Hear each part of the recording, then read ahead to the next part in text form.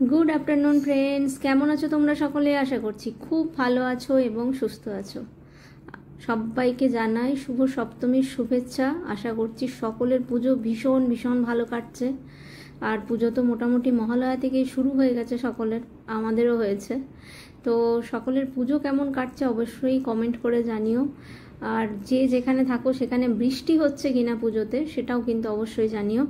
আমাদের পুজোতে mix experience, গরমও পেয়েছি আর বৃষ্টিও পেয়েছি ঠাকুর দেখতে বেরিয়ে। তো আপাতত যদিও দুদিন আর বৃষ্টি হচ্ছে না কলকাতায়, কিন্তু চতুর্থী রাত্রে সাউথ কলকাতাতে বেরিয়েছিলাম, প্রচণ্ড বৃষ্টি পেয়েছিলাম। তো যাই হোক, সব মিলিয়ে বেশ ভালোই পুজো দেখা হচ্ছে। আজকে তোমাদের কাছে ভাবলাম কয়েকটা পুজো নিয়ে চলে আসি। তো যেগুলো নিয়ে এসেছি সেটা আমার বাড়ির কাছাকাছি জায়গারই পুজো, সেটা হচ্ছে সল্ট লেকে। এই বছর কিন্তু সল্ট লেকের প্রত্যেকটা পুজোয় ভীষণ ইউনিক থিম নিয়ে এসেছে। আমি লাস্ট 3-4 বছর ধরে সল্ট লেকের পুজো দেখি, কিন্তু এই বছর আমার মনে হচ্ছে যে প্রত্যেকটা ব্লকেই ওদের পুজোতে বেশ একটা বৈশিষ্ট্য আছে। এখন এই মুহূর্তে যে ছবিটা তোমরা দেখতে পাচ্ছ, যে ভিডিওটা দেখছো, সেটা হচ্ছে এই পার্ট 1, এটা একদম ওই 4 নম্বর ট্যাঙ্কের কাছে, যেখানে তোমার লেক টাউন থেকে ফুটব্রিজটা ক্রস করে এদিকে আসলে ওখান থেকে 4 নম্বর ট্যাঙ্ক যেতে গেলে মাঝখানেই পড়ে লেফট সাইডে। এই পার্ট 1, পার্ট 2টাও দেখেছি। পার্ট 2টা খুব সিম্পলের উপরে বানিয়েছে, বাট পার্ট 1টাই তোমাদের সাথে ওই জন্য শেয়ার করছি, কারণ এটা আমার খুবই মনকে ছুঁয়ে গেছে। কারণ দেখতেই পাচ্ছ তোমরা যে পুরো প্যান্ডেলটায় কিন্তু শাড়ি দিয়ে বানানো। এই প্যান্ডেলের উদ্যোক্তারা এই প্যান্ডেলটি বানিয়েছে ট্রিবিউট দেওয়ার জন্য আমাদের বাংলার শাড়ি ইন্ডাস্ট্রিকে। বাংলার যা তাঁতের যে শাড়ির যে ইন্ডাস্ট্রি, সেই ইন্ডাস্ট্রিকে ট্রিবিউট জানানো হয়েছে। এখানে দেখতে পাচ্ছ তোমরা যে প্রত্যেকটি প্রসেস একদম ধরে ধরে দেখানো হয়েছে, কিভাবে তুলো থেকে সুতো তৈরি হচ্ছে, চরকা দেখানো হয়েছে, চরকাতে সুতো কাটছে, সুতোকে কিভাবে কালার করা হচ্ছে, তারপর তাঁত মেশিনে, এই যে দেখো মেশিনটা চলছে, তাঁত মেশিনে কি করে তাঁত বোনা হচ্ছে, আবার হাতে করেও তাঁত বোনাটাও দেখানো হয়েছে। হ্যান্ডলুম এবং পাওয়ার লুম দুটো প্রসেসই কিন্তু এখানে দেখানো হয়েছে। এবং ব্যাপারটাকে আরও অথেন্টিক করার জন্য এখানে একদম রিয়েল গুটি পোকা থেকে কিভাবে সিল্কের সুতো বের করা হয় তা সেটাও কিন্তু এখানে দেখানো হয়েছে। এবং পুরো প্যান্ডেলটা কালারফুল সুতো দিয়ে আর কালারফুল শাড়ি দিয়ে কিন্তু ডেকোরেট করা হয়েছে। আর এখানের যে মা প্রতিমা, সেই প্রতিমাকে কিন্তু খুব ঝলমলে সাজে রাখা হয়নি। যেমনভাবে আমাদের বাংলা ইন্ডাস্ট্রির বাংলার যে তাঁতিরা যেভাবে জীবনযাপন করে, তারা যে কতটা দৈন্যদশার ভেতর দিয়ে যায়, সেটাকেই তুলে ধরার জন্য ঠাকুরের পরনেও কিন্তু খুব সিম্পল একটা পোশাক দিয়ে ঠাকুরকে সাজানো হয়েছে এবং মুখের মধ্যে একটা দৈন্যতা রাখা হয়েছে, একটা দুঃখ, একটা কষ্ট রাখা হয়েছে। সেটাকেই ফুটিয়ে তোলার জন্য যে তাঁতিরা কতটা কষ্ট করে, কতটা স্ট্রাগল করে। ওরা যে শাড়িটা অতটা হার্ডওয়ার্ক দিয়ে তৈরি করে, সেটা যখন বাজারে আসে, বাজারে তো একটা বিপুল মূল্যে সেটা বিক্রি হয় ঠিকই, কিন্তু তাঁতিরা কি সেই অনুযায়ী কিছু পারিশ্রমিক পায় না। তাঁতিদের অবস্থান কিন্তু খুবই খারাপ। যতদিন যাচ্ছে তত যেন তাঁত শিল্পের অবস্থা আরও খারাপ হয়ে যাচ্ছে। তো সেটাকেই তুলে ধরার জন্য এই যে প্রচেষ্টাটা, এটা আমার খুব ভালো লেগেছে। আমি কালকে প্রথম ঠাকুর এই পার্ট 1 দেখেছি, আমার প্রচণ্ড ভালো লেগেছে যে এত সুন্দর করে যে তাঁত শিল্পটাকে তুলে ধরা হয়েছে, সেটা আমার খুব ভালো লেগেছে। এবং ঠাকুরটা তোমরা দেখলেই যে একদম একটা সাধারণ বাড়ির বউয়ের একটা যেন ছবি ওখানে তুলে ধরা হয়েছে, যে একজন দৈন্যদশার মধ্যে একজন স্ত্রী কিভাবে সংসার চালাচ্ছে তার সন্তানদের নিয়ে, সেইটাকেই যেন ওখানে তুলে ধরা হয়েছে। আর এখানে দেখো প্রচুর শাড়ি এইভাবে ওখানে ডেকোরেট করার জন্য রাখা হয়েছে। তো সব মিলিয়ে এই পার্ট 1 ভীষণ সুন্দর। যারা এখনও দেখোনি, আমি তাদেরকে একবার রেকমেন্ড করব যে তোমরা এই পার্ট 1টা একবার দেখতে পারো, কারণ সবে আজকে সপ্তমী, এখনও অনেক দিন বাকি আছে, 3 দিন। তো তোমরা একবার সল্ট লেকে এই পার্ট 1টা দেখো, এই যেখানে চরকা কাটা হচ্ছে। তো ভীষণই ইউনিক এবং ভীষণ সুন্দর। এখানে হচ্ছে হাতে করে হচ্ছে। আর এইবার তোমাদের কাছে যে পুজোটা নিয়ে চলে এসেছি, সেটাকে আমরা সোজা কথায় বলি বৈশাখীর পুজো। অ্যাকচুয়ালি ব্লকটা হচ্ছে এজি ব্লকের পুজো। এখানেও একটা খুব সুন্দর জিনিস, একটা পৌরাণিক ব্যাপার তুলে ধরা হয়েছে, সেটা হচ্ছে শিব তাণ্ডব। মানে প্যান্ডেলটা আমি যাতায়াত অনেকবার এই রাস্তা দিয়ে যাতায়াত করার সময় দেখতাম, বহুদিন ধরে এটা বানানো হচ্ছিল। তো ভেতরে যে এত সুন্দর কারুকার্য হয়েছে সেটা বাইরে থেকে তখন বুঝতে পারছিলাম না যে কি কাজ চলছে। প্যান্ডেলটা দুটো পার্টে ভাগ করা আছে, আর পুরোটাই ওই মানে একটা বাঁশ, তারপরে ওই সরু সরু লাঠির মতো জিনিসগুলো দিয়ে প্রথমে পোর্শনগুলো তৈরি করা আছে। আর দেওয়ালে যেগুলো দেখছো সেটা হচ্ছে ফার্স্ট পার্টের অংশ, সেটা শিব তাণ্ডব, মানে বুঝতেই পারছো যে সতীর যখন মারা গেছিলেন তখন শিব এবং তার চেলা চামুন্ডারা সতীর দেহ নিয়ে যে তাণ্ডবটা করেছিল সেটাই কিন্তু ফার্স্ট পার্টে তুলে ধরা হয়েছে। প্রথমে ঢুকলেই, প্যান্ডেলে ঢুকলেই তোমরা ওই দুদিকে ভেতরে যে ঢুকছো, এই পোর্শনটায় যেটা ঢুকছো সেখানেই ওইটা দেওয়ালের মধ্যে ব্ল্যাক অ্যান্ড হোয়াইটে সুন্দর করে ডেসক্রিপশন দেওয়া আছে যে সতীর দেহ নিয়ে শিবের যে তাণ্ডবটা।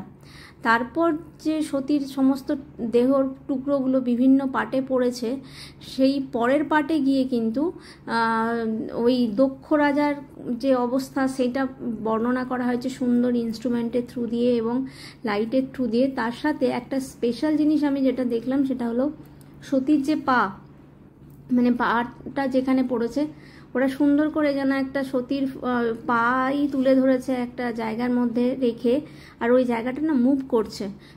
পাটা যেখানে রেখেছে সেটাকে ওরা এমনভাবে একটা স্প্রিংয়ের সাহায্যে সুন্দর করে রেখেছে যে জিনিসটা ঢেউ খেলানোর মতো বারে বারে মুভ করছে। এই যে সামনে গোল জায়গাটা দেখছো ওখানে ওটা রাখা আছে, আর এই সাইডগুলো সুন্দর একটা কালারফুল ডেকোরেশন করা আছে, ভীষণই সুন্দর। মানে প্রতিটা পার্ট মানে কীভাবে কোথায় কি পড়েছে সেইগুলোই ওরা বর্ণনা করেছে। তো এই শিব তাণ্ডব জিনিসটা, মানে প্যান্ডেলটা যতটাই তাণ্ডবের মধ্যেই হোক না কেন, ঠাকুর কিন্তু ভীষণ স্নিগ্ধ। এই দেখো সেই পাটা, ঠাকুর ভীষণ স্নিগ্ধ এখানের, মানে ঠাকুরের মুখ ভীষণ মিষ্টি, আর ব্যাকগ্রাউন্ডটা মানে ব্যাকড্রপটা পুরোটাই কাশফুলের একটা ফ্লেভার আছে। তো সব মিলিয়ে ঠাকুরটি খুব সুন্দর স্নিগ্ধ একটা সুন্দর ঠাকুর। বাইরে তাণ্ডব শেষ হবার পর যে ঠাকুর তোমরা দেখবে সেটি ভীষণ শান্ত একটি ঠাকুর। তো সব মিলিয়ে এজি ব্লকের পুজোটাও বেশ মানে চোখে লাগার মতোই, বেশ ভালো। তো আমার তো বেশ ভালোই লেগেছে, ডেকোরেশন বলো বা কনসেপ্ট বলো সব দিক থেকে বেশ ভালো। আর পুরো ডেকোরেশনটা দেখার পরে যখন আমি মূর্তির কাছে পৌঁছালাম তখন তো মানে একদম মনটা ভরে গেল। এই যে দেখো সামনে ঠাকুর, কি সুন্দর না, পেছনে মনে হচ্ছে কাশবনের মধ্যেই মা ওখানে তার সন্তানদের নিয়ে মানে অধিষ্ঠান করছেন, খুব সুন্দর। আর পুরোটাই কিন্তু এই বাঁশের যে জিনিসগুলো হয় না, বাঁশকে কেটে যে সরু সরু পোর্শনগুলো নেয় না, সেগুলো দিয়ে কিন্তু বানানো আছে পুরো ডেকোরেশনটা। তো সব মিলিয়ে এজি ব্লকের পুজোটাও বেশ ভালো লাগলো, মানে চোখে বেশ লেগেছে এজি ব্লকের পুজো। তো যারা দেখোনি তারাও অতি অবশ্যই, আর এজি ব্লক যাওয়াটা কোনো ব্যাপারই নয়। সল্টলেকের মানে বৈশাখী হচ্ছে এজি ব্লকের মেন অ্যাড্রেসের বলা যেতে পারে। আর এই যে দেখো নিচে ছোট্ট একটা কিউট ঠাকুর ছিল না, যেটা ওরা অ্যাকচুয়ালি পুজো করে, বাকি বড় ঠাকুরগুলো তো ওরা পুজো করে না। তো সব মিলিয়ে বেশ চোখে লাগার মন কাড়ার মতো পুজো হয়েছে এজি ব্লক। এইবার হচ্ছে বিশেষ আকর্ষণ যেটা সল্টলেকের, সেটা কিন্তু আইবি ব্লক। আমরা সপ্তাহ তিনেক আগে একবার ওই আইবি ব্লকের কাছে একটা স্মার্ট বাজার আছে, ওখানে গিয়েছিলাম। তখন আমরা ওই বাঁশের স্ট্রাকচারগুলো দেখেছিলাম, তখন অ্যাকচুয়ালি বুঝতে পারিনি যে কি হচ্ছে, কারণ খুব অন্ধকারের মধ্যে তো খুব ভালো করে বুঝতে পারিনি। তবে ভেবেছিলাম ইন্টারেস্টিং কিছু হবে, এটা একদম মানে ধরেই রেখেছিলাম যে দেখতে যাবো এবছর। তারপর জানতে পারলাম যে এজি ব্লকে খুব স্পেশাল একটা জিনিস হয়েছে, সেটা হচ্ছে মিনি দুবাই। তো দুবাই দেখতে কে না যাবে বলো তো? হ্যাঁ, কলকাতায় বসে দুবাই দেখতে কার না ইচ্ছে করবে। তাই মানে এজি ব্লক দেখে আমরা সোজা চলে গেলাম আইবি ব্লকে। আইবি ব্লকে তোমরা চোখের সামনে এখন দেখতেই পাচ্ছ সব কিছু আছে, কি নেই, দুবাই ফ্রেম, আর দুবাইয়ের যে সমস্ত নামি দামি হোটেল আছে, সেই বুর্জ আল আরব মানে শেলের ডিজাইনে যেটা বুর্জ আল আরব, তারপরে Atlantis, the palm luxury hotel, সমস্ত দামি দামি যে সমস্ত লাক্সারিয়াস হোটেল আছে দুবাইয়ের, সব কিছু ওখানে সুন্দর করে রেপ্লিকা তৈরি করা হয়েছে। কনসেপ্ট ভীষণ সুন্দর, এত সুন্দর লেগেছে। আর এত ভিড় ওখানটায় যে ওরা রীতিমতো সেই আগে শ্রীভূমিতে এরকম দেখতাম, এখনও হয়তো সন্ধ্যের দিকে হয়, আমি জানি না, বলতে পারবো না, ওই দড়ি দিয়ে ঘিরে ঘিরে একটা করে ব্যাচকে ঢোকাচ্ছে, তারপর আবার দড়ি ফেলে দিচ্ছে, এই রকম করে।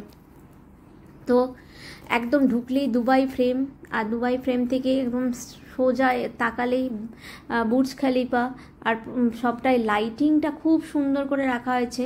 ভিড়টা দেখতেই পাচ্ছ তোমরা, লাইটিংটা ভীষণ সুন্দর। আর রাত্রেবেলা না গেলে কিন্তু এই সমস্ত প্যান্ডেলগুলো অতটা ভালো লাগবে না, কারণ লাইটটাই তো দেখতে পাবে না, মেন জিনিস তো লাইট। তো এখানে পুরো প্যান্ডেলটা তো খুব সুন্দর করে বানানো হয়েছে। মেন যে ঠাকুর প্রতিমা, তিনি কিন্তু অধিষ্ঠান করছেন এই বুর্জ খলিফার ভেতর। আর সব থেকে বড় কথা, বাইরের এত চাকচিক্য, এত আধুনিকতার মধ্যেও যেই তুমি প্যান্ডেলের মধ্যে প্রবেশ করবে, তুমি দেখতে পাবে তোমার সামনে একজন সাবেকি মায়ের রূপ, অপূর্ব সুন্দর এই মায়ের রূপ। আর বিসি সেনের গয়না দিয়ে পুরো সাজানো, ভীষণ সুন্দর দেখতে লাগছিল ঠাকুরকে, মানে চোখ ঝলসানো আধুনিকতার থেকে যেই ভেতরে ঢুকলে তোমার কাছে সেই সাবেকি মেজাজের ঠাকুর দেখতে পাওয়া, এটা একটা বিশাল ব্যাপার। তো ভীষণ ভালো লাগলো আমার এই আইবি ব্লকের পুজো। যেমন সুন্দর প্যান্ডেলের থিম, তেমনি সুন্দর মা, সব কিছু মিলিয়ে আইবি ব্লক একদম হিপি ফুরে, একদম এ ক্লাস হয়েছে আইবি ব্লক। তো অবশ্যই কিন্তু আইবি ব্লকটা দেখে এসো। এই ব্লকটা কিন্তু মানে যদি খুব কমনভাবে তোমাদেরকে অ্যাড্রেস বলি, সেটা হচ্ছে এই মুহূর্তে যে মণিপাল মানে কলম্বিয়া এশিয়া, ওই কলম্বিয়া এশিয়ার একদম পেছনেই পড়ছে কিন্তু এই আইবি ব্লকটা। তাই তোমরা ওই কলম্বিয়া এশিয়ার আগে মানে যেখানে মিরাজ সিনেমা হলটা আছে, ওই দিক দিয়ে ঢুকেও যেতে পারো, তবে পার্কিংয়ের প্রচুর প্রবলেম, ভীষণ ভিড় হচ্ছে।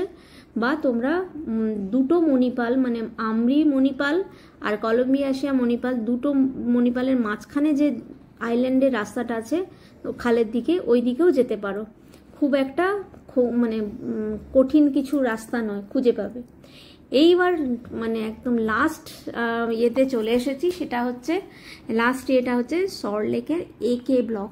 এই সল্টলেকের একে ব্লকটা আমার মনে হয়েছে মানে যতগুলো কিছু দেখেছি তার মধ্যে সব থেকে বেশি রিসার্চ ওয়ার্ক করে তৈরি করা, কারণ এত পড়াশোনা না করলে ওই এত বড় মানে একটা ডকুমেন্টারি ফিল্মের মতো পুরো বানিয়েছে ঋত্বিক ঘটককে নিয়ে। এটা 38তম বছরের পুজো একে ব্লকের। এখানে বিশ্বনাথ দে মহাশয় যে প্যান্ডেলটা তৈরি করেছেন, সেটা তৈরি করেছেন ফিল্ম মেকার ঋত্বিক ঘটককে ট্রিবিউট দেওয়ার জন্য তার জন্ম শতবার্ষিকীতে। প্যান্ডেলের থিম হচ্ছে যুক্তি আর তর্ক।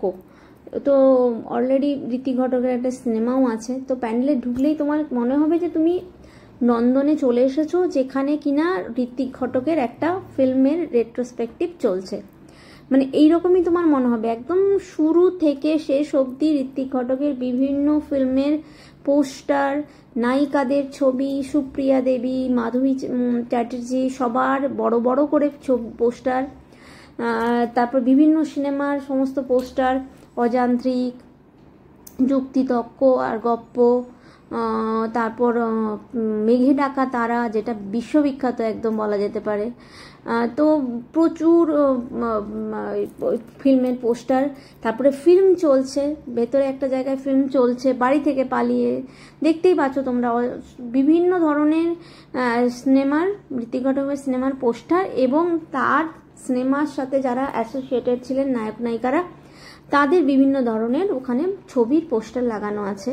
এবং তার বাইরে এই প্রত্যেকটা মানে জায়গায় প্রচুর প্রচুর কাহিনী লেখা আছে, যেগুলো পড়া তো সম্ভবই না অত ভিড়ের মধ্যে দিয়ে দৌড়ে দৌড়ে যাওয়া, কিন্তু খুব ভালো, খুবই ভালো। আর এই যে ঠাকুরের রূপটিও কিন্তু খুবই সুন্দর, ভীষণই ভালো লেগেছে। থিমের পুজো যেমন ঠাকুর হয় আর কি, সেরকমই ঠাকুর, কিন্তু খুব ভালো লেগেছে।